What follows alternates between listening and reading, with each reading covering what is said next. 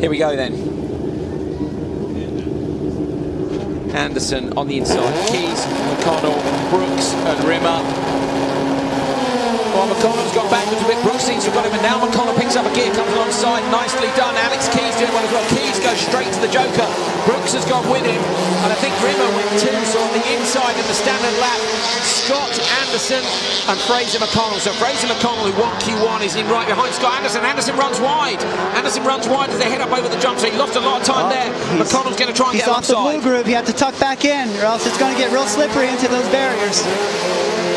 So it looks like he's managed to gather it up, Anderson. So Anderson in front of McConnell, and those guys now being chased down by the back. So these three now, there's no point in them squabbling. They just need to try to close that gap and hope that these guys don't joke on this lap. Hope that these guys get into it a little bit so they can catch up. Exactly, yes, and that's one of the things, isn't it, about, particularly when you're racing for time, is, yeah, you don't want the guy behind to get past, but you're focusing on your mirrors and you're losing a 10. Yes, you definitely want these guys to battle it out so you can put some fast laps in behind them.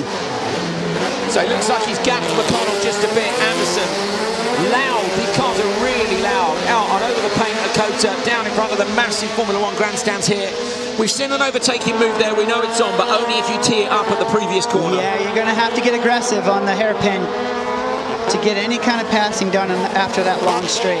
Brooks is right up underneath Keys. See the different line there? Look at that, that was beautiful. Fantastic pass by Brooks. Christian Brooks just sticks it up the inside. He's got an injured car now, though. You think he's got damage? It looks a little off. Or sideways through the hairpin down the bottom, over the jump. Has he broken the rear suspension? Bucky might have just spotted an absolute stormer from a distance. Has he bent the rear suspension? So it looks like he's holding on at the minute. So Brooks has managed to get past Keys, but out front, these guys are going to have to joker on the last lap. What is the gap at the minute? It is 3.2 from Anderson back to Brooks. We think the joker's about 2.5, so it might be that Anderson's going to get through, but McConnell here, McConnell leading and Anderson into the joker lap now. So around the outside, McConnell's in front of Anderson, but who's going to get into the merge first? Look at that. Brooks.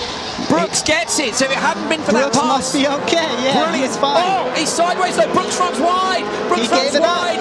He gets passed by Fraser McConnell. He's going into him, he ain't stopping. Oh, McConnell's in the wall, just manages to drag it round. They're whooping up here in the spotters tower.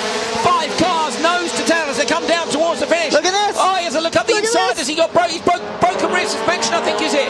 It's either that or a flat.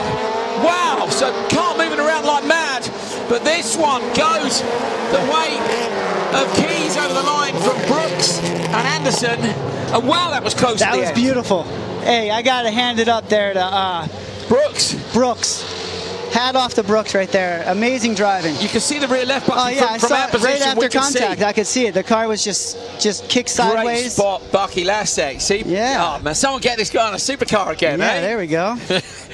That was awesome racing. Like that. Yeah, fantastic. But yeah, great spot. Really good pass. But again, that's that thing. Good pass, but it was a risk to take the contact. And he took it. Yeah, took the risk, took the damage. I mean, luckily he still held on to P2. But luckily it wasn't 5 laps. Let's see what was the time like though to Martel. See, there's what happens when you race. Martel 2:31.5 compared to these guys 2:36. It's cost them 5 seconds to get into each other like that, and they're racing for time. So look at this. Martel stays top of the table. Yes, these guys were faster than the other racers from earlier, but that gap is 5 seconds. That is a brilliant performance by Martel. What a recovery. Yeah, good job by Keys and Brooks here. Anderson, I really enjoyed the race between those guys, Rimmer and McConnell, but they've got to remember it's about time. They need to try and be up at the top there, and that's going to haul Martel.